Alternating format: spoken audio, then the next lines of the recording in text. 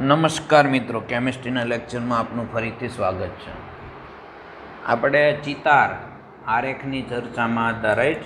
એમાં આપણે ઓક્સિજન અને નાઇટ્રોજનની વાત કરી, બંધ ક્રમાંક કેવી રીતના શોધાય એ બધું મેં સમજાવ્યું. હવે આજે આપણે બે જુદા જુદા પરમાણુથી અણુ બન્યો હોય તો કેવી રીતના કામ કરવું, જેમ કે કાર્બન મોનોક્સાઇડ. તો એની અંદર તમારે ઇલેક્ટ્રોન ગણી લેવાના. તો કાર્બન જે છે એના 6 અને ઓક્સિજનના 8, એટલે ટોટલ 14 ઇલેક્ટ્રોન. એટલે આપણી પ્રણાલી 14 અથવા 14 કરતાં ઓછાવાળી આવી, જેની અંદર 14 કરતાં ઓછી પ્રણાલી જો આવે, 14 કે તેનાથી ઓછી, તો તમને ખબર છે કઈ પ્રમાણે થાય. ત્રીજું ખાનું છે એમાં માટે આવે, રાઈટ? તો મારે જગ્યા જોશે એટલે આપણે હું ભૂસી નાખું છું. આપણે જોઈએ છીએ કાર્બન મોનોક્સાઇડ. ચાલો, તો આ રીતે ખાના પાડી દેવાના.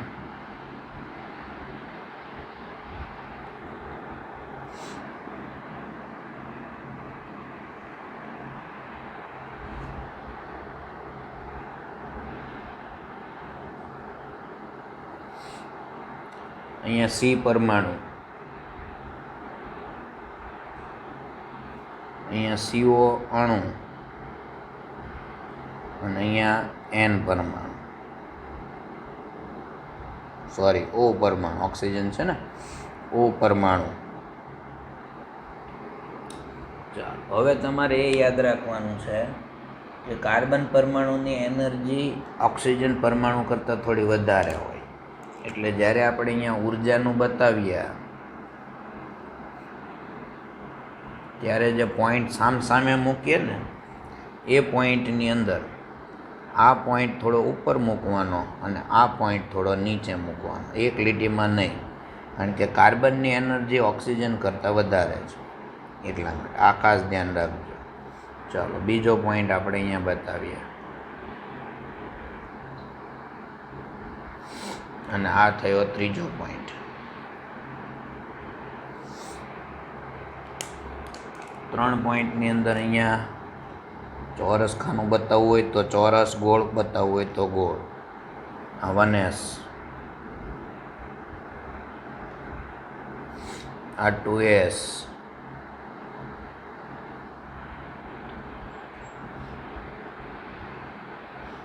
આ 2px,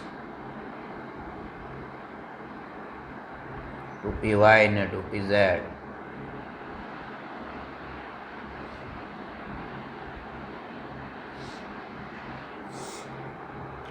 ચાલો, હવે અહીંયા કાર્બનના ઇલેક્ટ્રોન લખી નાખવાના. 1s2,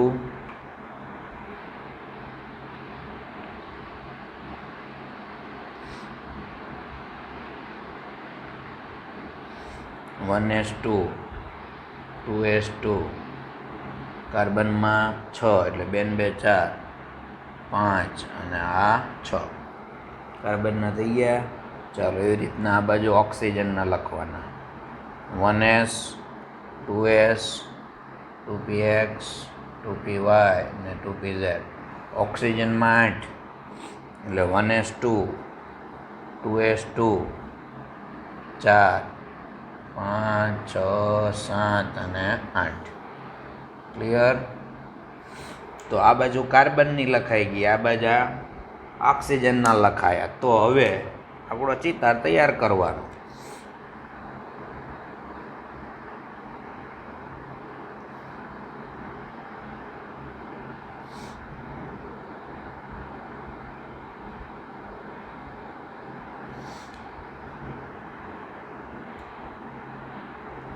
આવું દોરતા આવડે છે તમને બધાને?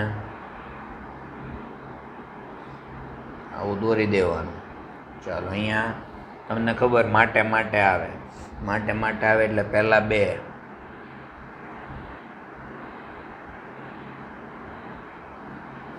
પછી સિંગલ,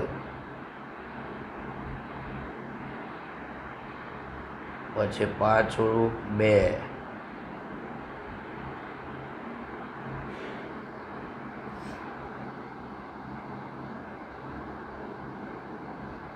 અને પછી સિંગલ. થઈ ગયું માટે માટે. ચાલો આ એની ખાનાવાળી પેટર્ન. ઇલેક્ટ્રોન ગોઠવી દેવાનું બેમાંથી એક એક, બેમાંથી એક એક. આ sigma 1s, sigma star 1s, બેમાંથી એક એક, બેમાંથી એક એક. Sigma 2s, sigma star 2s. ચાલો હવે આવે પાઈ 2px બરાબર પાઈ 2py. આનું નામ પાઈ 2px બરાબર પાઈ 2py. એક એક લઈ લીધો પહેલાં. આ ગયો, આમાંથી આ ગયો. ચાલો હવે ડબલ. આ ગયો, આમાંથી આ ગયો. હવે બે આમાં. પડી સમજ? આ બધું ખાલી. તો આ કોનો આરેખ હતો? Carbon monoxide. હવે તમને આની આણ્વીય રચના લખવાનું કહે તો આ રીતના લખી દેવાની.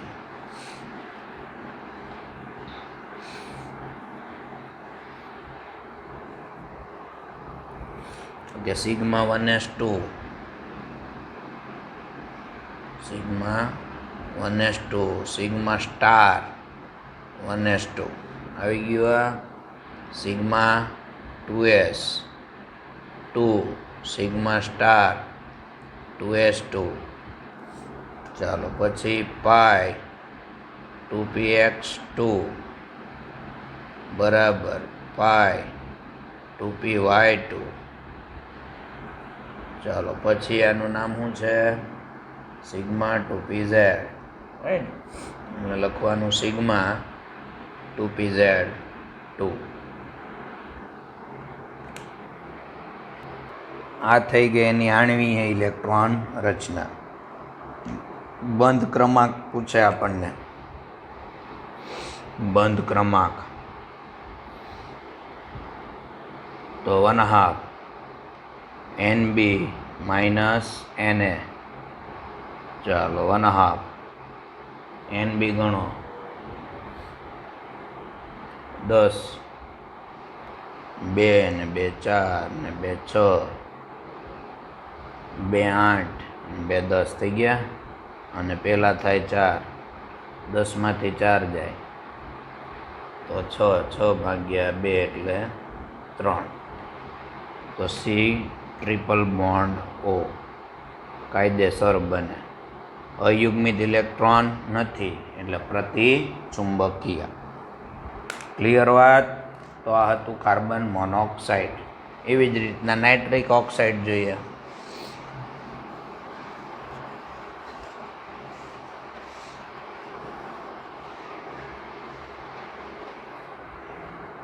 NO અહીંયા ખૂણામાં લખી દઉં છું.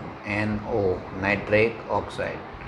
ચાલો નાઇટ્રોજનના 7 અને ઓક્સિજનના 8 એટલે થતા હોય 15 થયા. 15 થયા એટલે 14 કરતાં વધારે. ચાલો 14 કરતાં વધારે એટલે જેથી અને માટે આવશે. પહેલાંમાં માટે હતું, આમાં જેથી અને માટે. 3 ભાગ પાડવાના.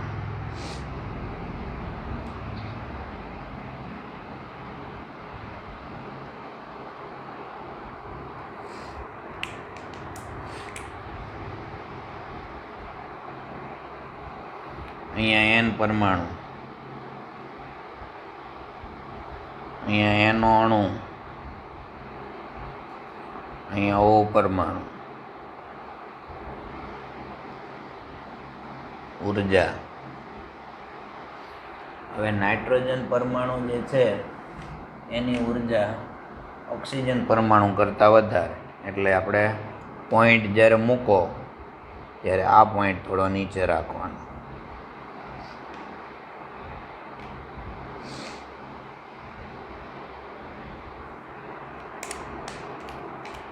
ચાલો અહીંયા એક ખાનું, અહીંયા એક ખાનું, એક ખાનું આ બાજુ, એક ખાનું આ બાજુ. અહીંયા 3 ખાના આનાથી ઉપર ના પૂછાય, એટલે મૂંઝાતા નહીં પાછા. તમને એમ થાય કે આનાથી ઉપર પૂછાણું હોય તો એનાથી ઉપર પૂછાય નહીં. ચાલો હવે આની અંદર 3 ખાનાના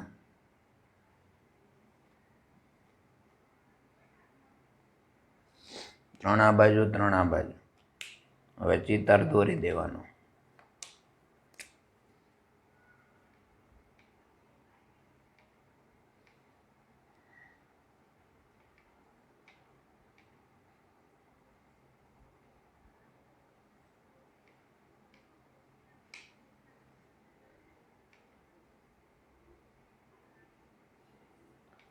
ચાલો આમાં હવે તમને ખબર, આમાં પહેલાં જેથી બને એટલે પહેલાં સિંગલ આવે, પછી ડબલ આવે, પછી પાછો ડબલ આવે, અને પછી આવે સિંગલ. ક્લિયર? ચાલો નાઇટ્રોજનમાં 7 1:2,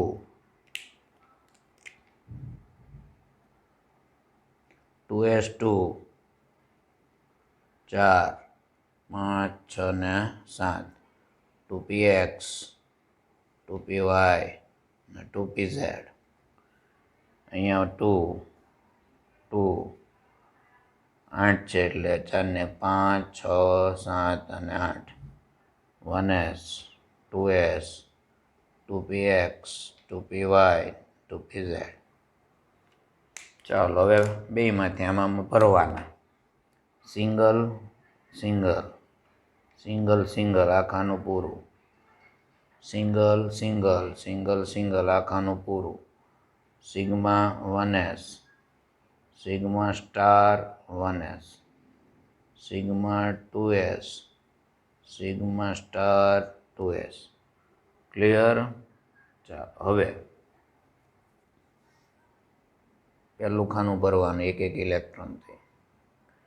ચાલો આનું નામ સિગ્મા 2pz, આનું નામ પાઈ 2px બરાબર પાઈ 2py, પાઈ સ્ટાર 2px બરાબર પાઈ સ્ટાર 2py, અને સિગ્મા સ્ટાર 2pz. ચાલો એક ઇલેક્ટ્રોન અહીંયાથી ગયો, એક ઇલેક્ટ્રોન આમાંથી ગયો. ઓકે, રિવર્સ, એક ઇલેક્ટ્રોન આમાંથી, એક ઇલેક્ટ્રોન આમાંથી. ખાનું પૂરું. ચાલો એક ઇલેક્ટ્રોન આમાંથી, એક ઇલેક્ટ્રોન આમાંથી, એક ઇલેક્ટ્રોન આને મળે. સમજાણી બાબત? તો અહીંયા આ જે છે એ અયુગ્મિત રહી જાય. ભૂલ નથી કરી ને ચેક કરી લેવાનું. આના 7 અને આના 8, 15 થવા જોઈએ. 2 ને 2 4, 2 6, 2 8, 2 10, 12 13 14 15 16 17, 7 અને 8 14 15 થાય ને. ટોટલ ઇલેક્ટ્રોન 15 જ થવા પડે, એટલે 7 + 8, 7 અને 8 એટલે 15. મારે વધી ગયા, જો 2 ને 2 4, 2 6, 2 8, 9 10 11 12 13 14 15, એટલે અહીંયા ભૂલ કરી છે. અહીંયા સિંગલ જ આવે, નાકમાં કાંઈ ન આવે, પૂરું. રાઈટ? તો આ હતી નાઇટ્રિક ઓક્સાઇડ. હવે આની અંદર તમારે બંધ ક્રમાંક અને ચુંબકીય ગુણ શોધી પાડવા. ક્લિયર? ચાલો આગળ વધીએ. ચાલો હવે હિલિયમનો અણુ શક્ય છે કે નહીં જોઈ લઈએ. He2. તો હિલિયમની અંદર ઇલેક્ટ્રોન રચના જોવા જઈએ તો એમાં 2 ઇલેક્ટ્રોન છે, એટલે 2 દુ ને 4 થશે. એનો મતલબ કે હિલિયમની આણ્વીય ઇલેક્ટ્રોન રચના આવી થાય. સિગ્મા 1s2 અને સિગ્મા સ્ટાર 1s2. ચાલો બંધ ક્રમાંક તો 1/2 NB માઇનસ Na, તો 1/2 NB 2, Na પણ 2 એટલે જવાબ 0. 0 આવે એટલે શક્ય નથી. એનો મતલબ હિલિયમનો અણુ કોઈ દી બને નહીં, હિલિયમમાં જ જોવા મળે. ચાલો C2 શક્ય છે કે નહીં ચેક કરીએ. C2 કાર્બનનો અણુ. તો કાર્બનના અણુની આણ્વીય ઇલેક્ટ્રોન રચના લખવાની. તો 6 × 12 થાય એટલે 1s2 સ્ટાર 1s2 4 થયા. Sigma 2s 6, sigma star 2s 8. Ready? ચાલો ત્યારબાદ આવે પાય વાળું. પાય 2px2 બરાબર પાય 2py2 થઈ ગયા 12 થઈ ગયા પૂરા. હવે આને તમે આ રીતે પણ લખી શકો. આ જે આગળના ઇલેક્ટ્રોન છે આ એને પહેલો કોષ કહેવાય કે, આને પણ કે કહેવાય. તો તમે આની ઇલેક્ટ્રોન રચના આ રીતે પણ લખી શકાય કે સિગ્મા. હવે સીધું લખી દેવાનું સિગ્મા 2s પર 2, સિગ્મા સ્ટાર 2s પર 2 અને પાય 2px 2 પાય 2py 2. તો આ રીતે પણ દર્શાવવાની રીત છે. પહેલા કોષને કે વડે દર્શાવવામાં આવે 4 ઇલેક્ટ્રોનને. રાઈટ? આ રીતે આપણા કે સાહેબ સમજાણું. ચાલો હવે આનો બંધ ક્રમાંક શોધવા જાઓ તો જોઈએ શું આવે છે.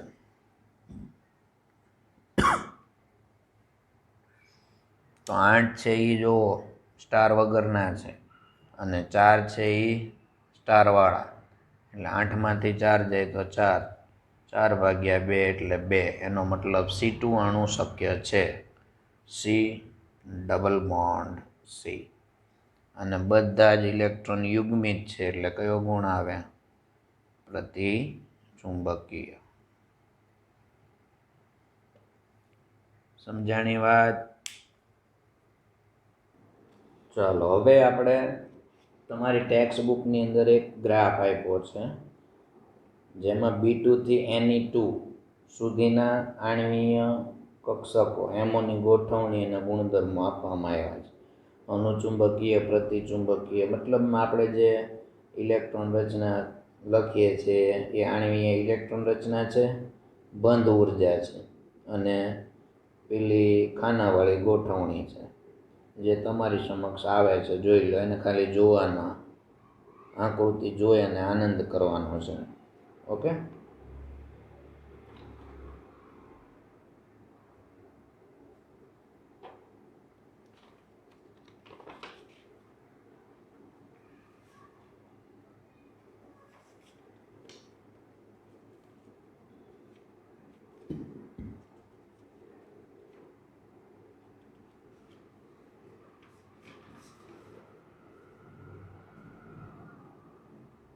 ચાલો હવે આપણે પાઠના અંતિમ સ્ટેજમાં છીએ, હાઇડ્રોજન બંધ.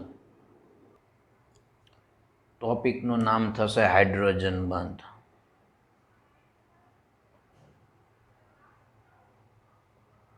ખૂબ મહત્વની વસ્તુ છે. હાઇડ્રોજન નામનો પાઠ આવશે, આપણે સેમ 2માં આવે જ છે. તો એ ભણશું ત્યારે વધારે માહિતી મળશે. એમાં પણ છે, પણ આપણે અહીંયા જે છે એની ચર્ચા કરીએ. તો જ્યારે સહસંયોજક બંધથી જોડાયેલો ધનભારીય હાઇડ્રોજન, સહસંયોજક બંધથી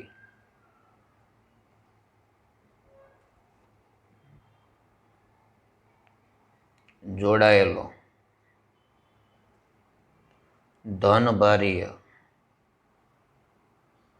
હાઇડ્રોજન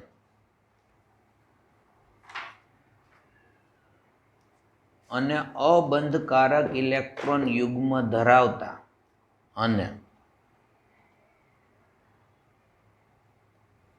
અબંધકારક એલપી ઇલેક્ટ્રોન યુગ્મ ધરાવતા અબંધકારક હોવા જરૂરી છે, આ મેન છે. યુગ્મ ધરાવતા વધારે વિદ્યુત ઋણમય તત્વો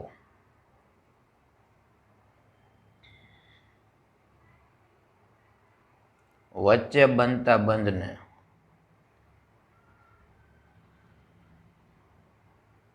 હાઇડ્રોજન બંધ કહેવાય.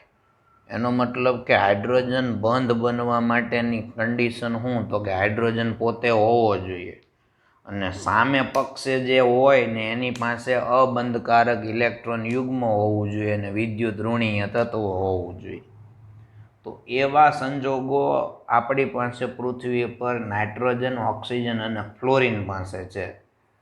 એટલે આપણે લિસ્ટમાં NOF યાદ રાખવાનું. NOF ઓલવેઝ હાઇડ્રોજન બંધ બનાવે, હાઇડ્રોજન સાથે, બીજા સાથે નહીં.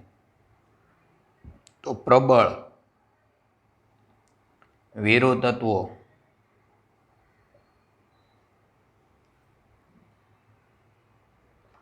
NOF, નાઇટ્રોજન, ઓક્સિજન અને ફ્લોરિન, જ્યારે હાઇડ્રોજન પરમાણુ સાથે જોડાય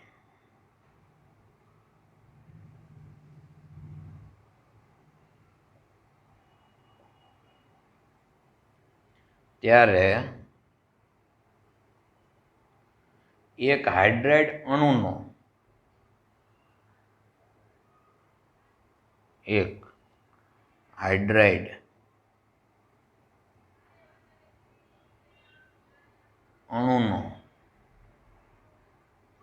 આંશિક ધન વીજભારિત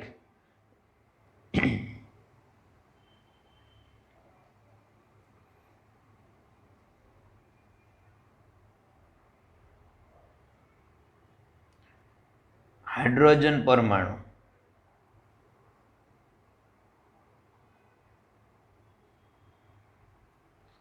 બીજા હાઇડ્રાઇડ અણુના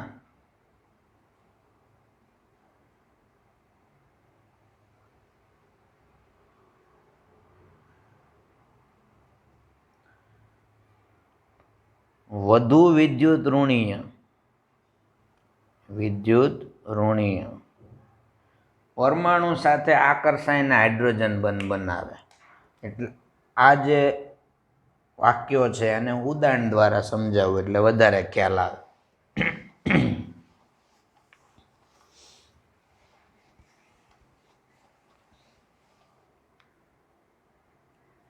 હાઇડ્રોજન સાથે કોઈ પણ પરમાણુ જોડાય એટલે હાઇડ્રાઇડ બનાવે.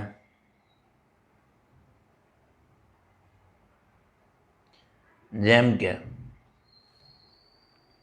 હું એમ લખું હાઇડ્રોજન, આપણે આઇટમ સિલેક્ટ કઈ કરવાની છે? હાઇડ્રોજન સામે કન્યા 3 જ છે, કાં તો ઓક્સિજન,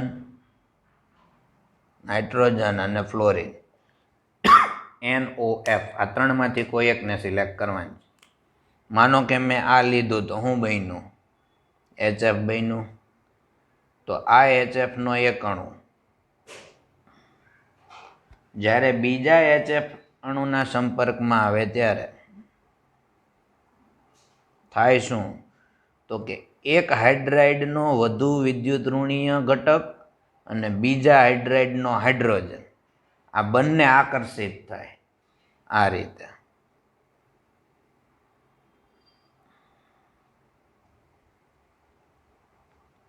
હકીકતમાં આના ઉપર આંશિક ધન ભાર છે, આના ઉપર આંશિક ઋણ ભાર છે, આના ઉપર આંશિક ધન ભાર, આના ઉપર આંશિક ઋણ ભાર. આ લાઈન આ ચાલ્યા જ કરે.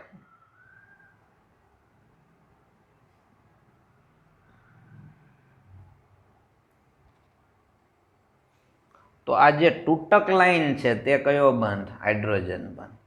એક અણુનો હાઇડ્રાઇડ, બે હાઇડ્રાઇડ જ છે. હાઇડ્રાઇડ અણુમાં એક અણુનો હાઇડ્રોજન બીજા હાઇડ્રાઇડ અણુના વિદ્યુત ઋણીય તત્વ સાથે આકર્ષાઈને જે બંધ બનાવે એ હાઇડ્રોજન બંધ. હાઇડ્રોજન બંધને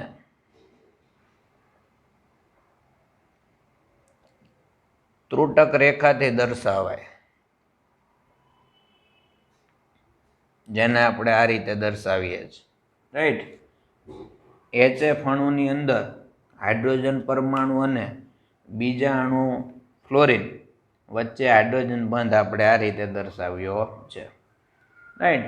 અહીંયા થાય છે શું, તો કે હાઇડ્રોજન બંધ છે એ બે પરમાણુ વચ્ચે સેતુનું કાર્ય કરે. આ બે અણુ છે એના આ બે પરમાણુ એના વચ્ચે સેતુનું કાર્ય કરે ને તેમાં એક પરમાણુ સાથે સહસંયોજક બંધ રચે અને બીજા સાથે હાઇડ્રોજન રચે. આ જે છે તે આની સાથે સહસંયોજક રચે ને આની સાથે હાઇડ્રોજન બંધ બનાવે. આ સહસંયોજક અને આ હાઇડ્રોજન. એવા ઉદાહરણો આપણે જોવા જઈએ તો આપણી પાસે અમોનિયા, H2O, HF તો જોઈ લીધું. તો અમોનિયા અને H2Oમાં કેવી રીતના બંધનું નિર્માણ થાય જોઈએ. હાઇડ્રોજન બંધની અસર ગલનબિંદુ, ઉત્કલન બિંદુ, દ્રાવ્યતા એના ઉપર પડે છે, એટલા માટે મહત્વનો બંધ છે. ચાલો અમોનિયાની અંદર જોઈએ. તો અમોનિયામાં હાઇડ્રોજન બંધ આ રીતે નિર્માણ પામે. નાઇટ્રોજન પાસે બે ઇલેક્ટ્રોન બંધમાં ભાગ નથી લેતા એટલે એક અબંધકારક ઇલેક્ટ્રોન યુગ્મ, એની સામે 3 હાઇડ્રોજન એના પોતાના. હવે આ ત્રણેય હાઇડ્રોજનમાંથી તૂટક લાઈન નીકળે જે બીજા અમોનિયાને હળી કરવાના. ચાલો હવે બીજા અમોનિયાને હળી કરીએ એટલે આ હળી ચાલુ અહીંયાથી. આ એક હાઇડ્રોજન હળીમાંનો, આ નાઇટ્રોજન, હવે એના 3 હાઇડ્રોજન.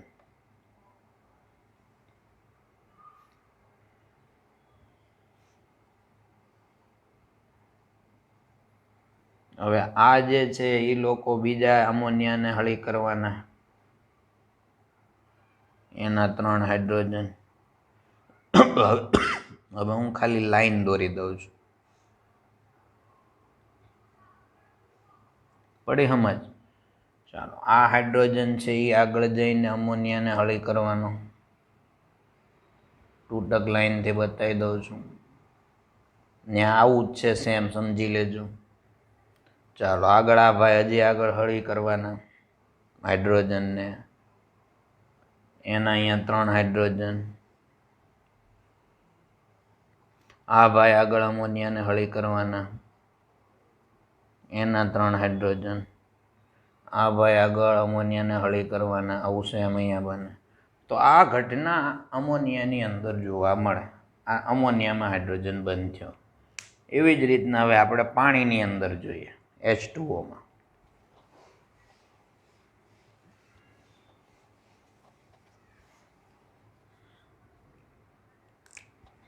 કારણ કે H2Oમાં પણ ઓક્સિજન પાસે અબંધકારક ઇલેક્ટ્રોન યુગ્મ.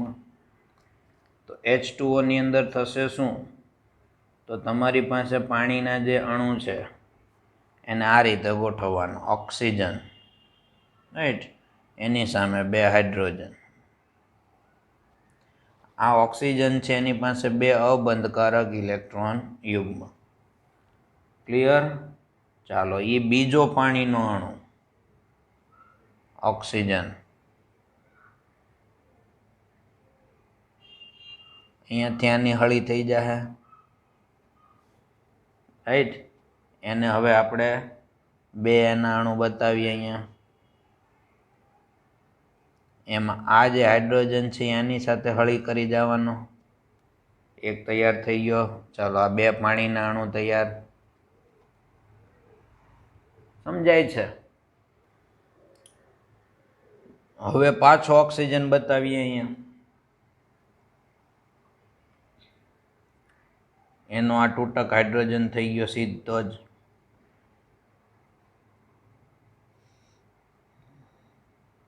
એના 2 હાઇડ્રોજન ઉપર આવશે. હવે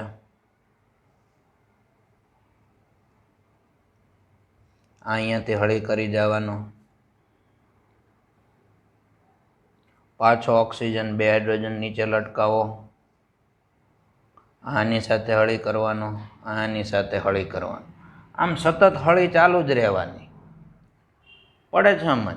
તો આ થયો H2Oમાં હાઇડ્રોજન બંધ, જે પાણીને પાણી સ્વરૂપે પૃથ્વી પર ટકાવી રાખે છે. દરિયાનું પાણી નું બધા પાણીનું બાષ્પીભવન નથી થઈ જતું, એનું કારણ હાઇડ્રોજન બંધ છે. તો આપણે HF, અમોનિયા અને H2O અંદર હાઇડ્રોજન બંધનું નિર્માણ જોયું. હવે આ ત્રણેયના ગલન બિંદુ અને ઉત્કલન બિંદુ એ જ સમૂહના અન્ય તત્વોના હાઇડ્રાઇડ કરતાં ઊંચા હોય. NH3, H2O અને HF. નેપાળ, પાકિસ્તાન, ઓસ્ટ્રેલિયા, સબ ભિખારી,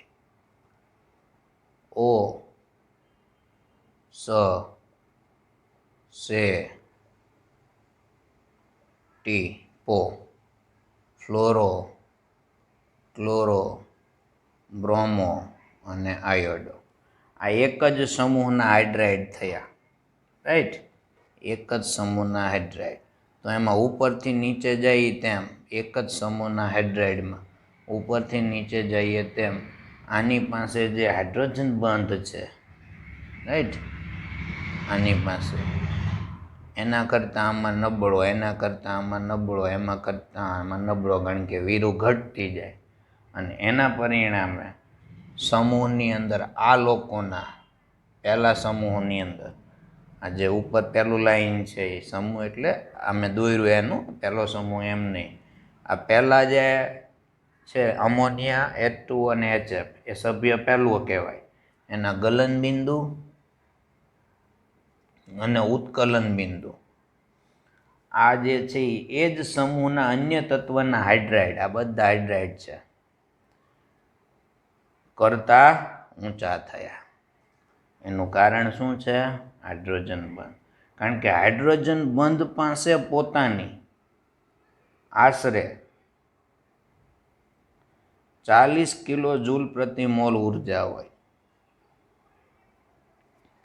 તો હાઇડ્રોજન બંધની કોઈ ઉર્જા તમને પૂછે, હાઇડ્રોજન બંધની ઉર્જા તો કેટલી? તો કે આશરે 40 કિલો જૂલ પ્રતિ મોલ. હાઇડ્રોજન બંધની ઉર્જા. હાઇડ્રોજન બંધ છે એ વાન્ડરવાલથી પ્રબળ. H બંધ વાન્ડરવાલથી પ્રબળ છે. આ બાબતને મગજમાં ઉતારી રાખજો, કામ આવશે. હાઇડ્રોજન બંધને લીધે શું થાય? તો પાણીની જે ઘનતા છે બહુ મહત્વનું પરિબળ છે, આને ખાસ સમજવાનું છે. હાઇડ્રોજન બંધને લીધે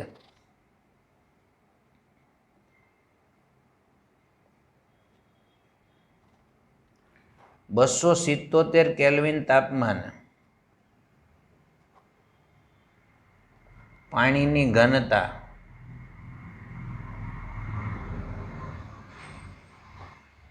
મહત્તમ હોય. 273 હોય તો 0 અને 277 એટલે સમજો બરાબર. અને તેથી શું થાય? તો કે 273 થી 277 કેલ્વિન તાપમાનના ગાળામાં 273 થી 277 કેલ્વિન તાપમાનના ગાળામાં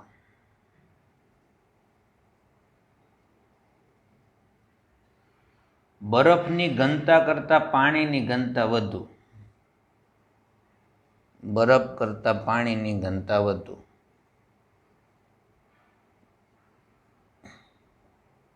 એનો મતલબ તમે 0 ડિગ્રીએ જાઓ તો પાણીની ઘનતા વધી જાય બરફ કરતાં, અને પરિણામે બરફ પાણી ઉપર તરે.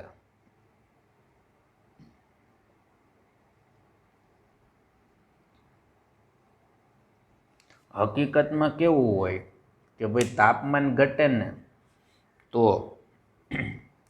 જેમ જેમ તાપમાન ઘટતું જાય એમ કદ ઘટે. તાપમાન ઘટાડા સાથે કદ વધે. તાપમાન ઘટે તો કદ વધે. હવે ડેન્સિટીમાં શું હોય? તો કે નીચે કદ હોય. તો જો તાપમાન તમે ઘટાડ્યું 277, 276, 275, 274 અને ક્યાં આવ્યા 273. 273 બરફ બની જાય.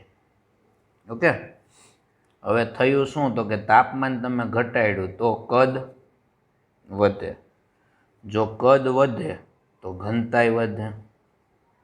એનો મતલબ 277 થી 273 જાવ તો બરફની ઘનતા વધવી જોઈએ, પણ વધતી નથી. બરફની ઘનતા મેક્સિમમ ક્યારે છે? વધુ ઘનતા. તો 273 જાવ તો બરફની ઘનતા વધવી જોઈએ, પાણીની ઘનતા કરતાં વધી જવી જોઈએ, પણ વધતી નથી. એને કહેવાય બરફનું અથવા તો પાણીનું અનિયમિત કદ પ્રસરણ. અને એના પરિણામે અહીંયા બરફની ઘનતા પાણીની ઘનતા કરતાં ઓછી થાય. આથી બરફ પાણી ઉપર તરે. આથી દરિયામાં બરફ જામે તો એ જામે ક્યાં? તો કે સપાટી ઉપર જામે દરિયામાં બરફ. જો આવું ન હોત ને તો દરિયાઈ સૃષ્ટિ નાશ પામત. કેમ? તો કે બરફ તળિયે જામત ને જો તળિયે જામત તો અંદર માછલા મરી જાત. આ દરિયાની સપાટી એટલે બરફ જામે ક્યાં? ઠંડીને કારણે નદી હોય ગમે ત્યાં તો કે ઉપર જામે, નીચે તો પાણી હોય જ. આવું થવા પાછળનું કારણ તો કે બરફની ઘનતા પાણી કરતાં ઓછી, એટલે બરફ પાણી ઉપર તરે. પણ હકીકતમાં નિયમ શું કહે છે જુઓ.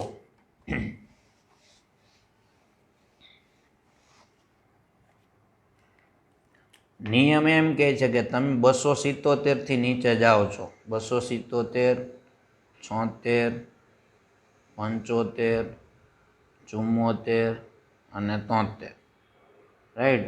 આ 0 ડિગ્રી, આ 1 ડિગ્રી સેલ્સિયસ, આ 2 ડિગ્રી સેલ્સિયસ, આ 3 ડિગ્રી સેલ્સિયસ ને આ 4 ડિગ્રી સેલ્સિયસ. 4 ડિગ્રી સેલ્સિયસ તાપમાને પાણીની ઘનતા મહત્તમ. જેમ જેમ તાપમાન ઘટે એમ ઘનતા વધે, યાદ રાખજો. કેમ? તો કે ઘનતા બરાબર દળના છેદમાં કદ. હવે તાપમાનને અને કદને વ્યસ્તતાનો સંબંધ છે. તાપમાન ઘટે તો કદ વધે અને કદ વધે તો ઘનતા ઘટે. ઓકે, તો પાણીની ઘનતા 4 ડિગ્રી સેલ્સિયસે મહત્તમ છે. હકીકતમાં ક્યાં હોવી જોઈએ મહત્તમ? 0 એ હોવી જોઈએ, કારણ કે તાપમાન ઘટેલું છે. જુઓ, તાપમાન ઘટે તો પાણીની ઘનતા અહીંયા મહત્તમ થવી જોઈએ, મહત્તમ હોવી જોઈએ અહીંયા. કોની ઘનતા? તો કે પાણીની. પણ એની જગ્યાએ ક્યાં મહત્તમ છે? 277, 4 ડિગ્રી એ મહત્તમ છે. એટલે હવે પછી અહીંયા પાણીની ઘનતા ઘટશે નહીં. તો 4 થી 3 આવો, 3 થી 2 આવો, 2 થી 1 આવો, જેવો 0 આવો એટલે અહીં બરફ થઈ ગયો. પણ અહીંયા બરફની ઘનતા તો પાણીની ઘનતા કરતાં ઘટી જાય, કારણ કે અહીંયા મહત્તમ છે. અને એનો મતલબ એવો થયો કે બરફ પાણી ઉપર તરશે. આને કહેવાય પાણીનું અનિયમિત કદ પ્રસરણ. કોને કારણે થાય છે? હાઇડ્રોજન બંધને કારણે. અનિયમિત કદ પ્રસરણ થયું નહીં, નિયમનું પાલન ન થયું. તાપમાન ઘટે તો કદ વધે, એની જગ્યાએ તાપમાન ઘટ્યું તો કદ વધ્યું, એટલે ઘનતા ઘટી. મહત્તમ 4 રહી. હકીકતમાં અહીંયા મહત્તમ હોવી જોઈએ, એની જગ્યાએ 4 મહત્તમ રહી. તો આ કુદરતનો ખેલ છે આખો, સમજાય? જેમાં વિજ્ઞાન રહેલું છે. હાઇડ્રોજન બંધની માત્રા જોવા જઈએ તો હાઇડ્રોજન બંધની માત્રા તો ઘન સ્વરૂપમાં સૌથી હાઈએસ્ટ હોય ઘનમાં, ત્યારબાદ પ્રવાહી સ્વરૂપમાં આવે અને ત્યારબાદ વાયુ સ્વરૂપની અંદર હાઇડ્રોજન બંધની માત્રા. હવે આપણે જોઈએ હાઇડ્રોજન બંધના પ્રકાર.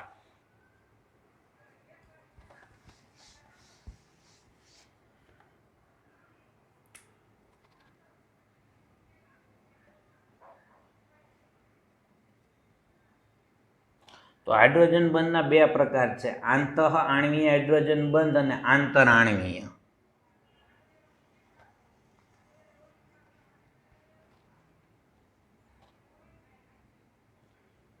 આંતઃ આણ્વીય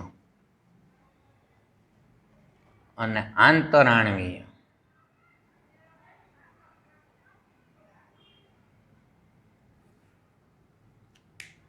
ચાલો હવે આંતરાણવીય જે છે તેની અંદર સમ અને વિષમ એવા બે પ્રકાર આવશે. એ આપણે જોશું. સમ અને વિષમ. સમ એટલે એક જ અણુમાં હોય ને વિષમ એટલે જુદા જુદા અણુમાં હોય. આંતઃઆણવીયનો મતલબ એવો થાય કે એક જ અણુના પરમાણુ વચ્ચે, એક જ અણુના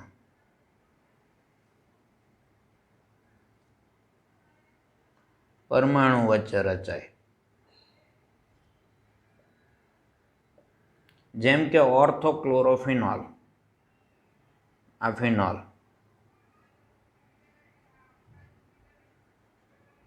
એના ઓર્થો સ્થાન ઉપર ક્લોરીન છે. હવે થશે શું? તો કે આનો હાઇડ્રોજન અને આના ક્લોરીન વચ્ચે આકર્ષણ થશે. તો આને હું શું કહીશ? આંતઃઆણવીય. એક જ અણુ એટલે આંતઃઆણવીય. Ethane 1,2 diol, ethane 1,2 diol.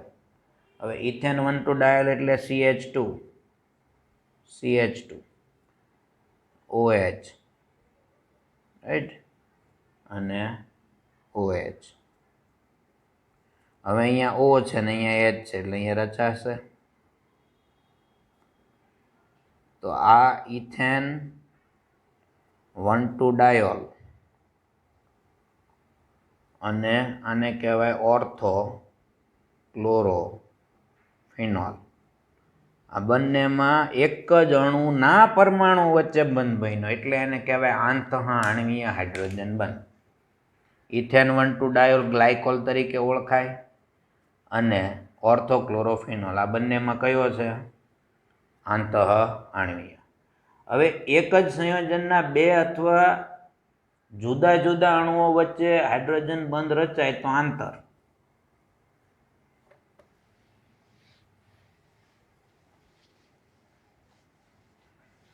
આંતર ક્યારે થાય? તો કે એક જ સંયોજન હોય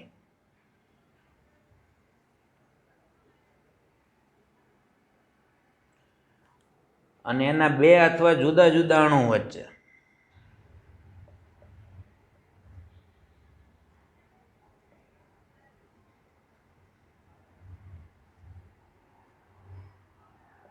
જેમ કે પેરાક્લોરોફિનોલ. હવે આ ફિનોલ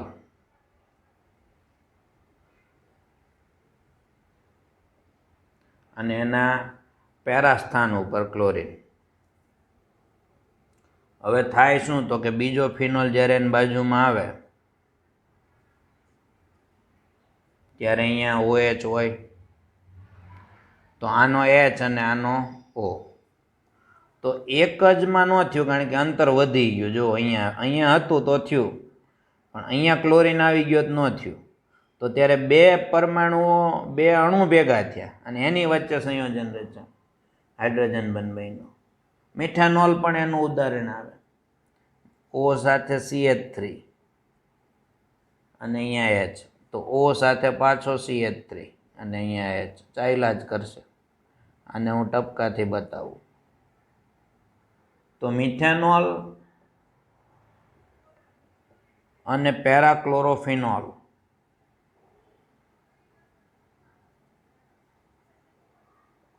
આ બંનેની અંદર આંતરઆણવીય હાઇડ્રોજન બંધ છે.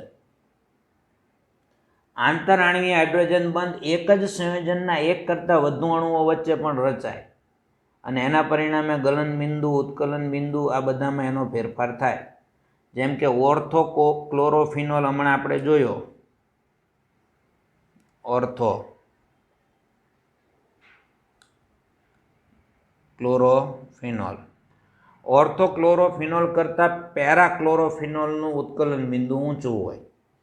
કેમ ઊંચું હોય? તો કે આની સરખામણીમાં આમાં હાઇડ્રોજન બંધની સંખ્યા વધી જાય. કેમ કે આ ઉપર જેમ બન્યું ને એમ નીચે બનાવશે. જ્યારે અહીંયા એક જ બનશે, એક જ. જ્યારે અહીંયા એક આ લાઈનમાં ચાલશે ને તો અહીંયા નીચે હું OH લાવું ને, ઊંધો મૂકું અહીંયા આ રીતે આમ,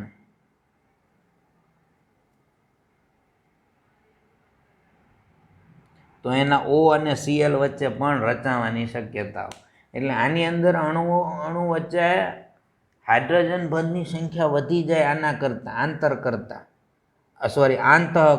આંતઃ કરતાં આંતરમાં વધુ હોય અને પરિણામે ઓલવેઝ આંતઃ કરતાં આંતરના ગલન બિંદુ અને ઉત્કલન બિંદુ ઊંચા હોય. એનું ઉદાહરણ ઓર્થોક્લોરોફિનોલ કરતાં પેરાક્લોરોફિનોલનું ગલન બિંદુ અને ઉત્કલન બિંદુ હંમેશા ઊંચું હોય. ઓર્થો નાઇટ્રોફિનોલ જે છે એની અંદર પણ આવું જોવા મળે.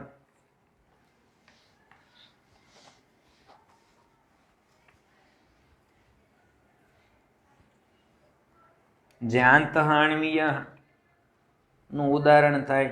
આ જ રીતે જુઓ,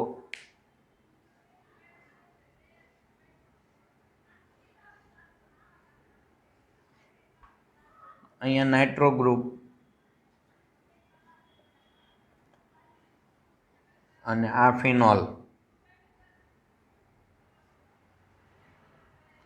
તો ઓક્સિજન અને હાઇડ્રોજન વચ્ચે થયું તો આને કહેવાય ઓર્થો નાઇટ્રોફિનોલ.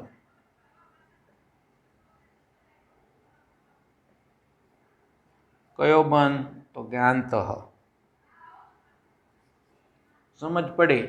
તો આંતરાણ્વીય અને આંતઃ આણ્વીય બે પ્રકારના હાઇડ્રોજન બંધ. વધુ માહિતી સાથે આપણે કાલે મળીએ. હોમવર્કની અંદર એકવાર નોટમાં અને એકવાર પાનામાં કરવા બોર્ડ વર્ક. કાલે મળીએ.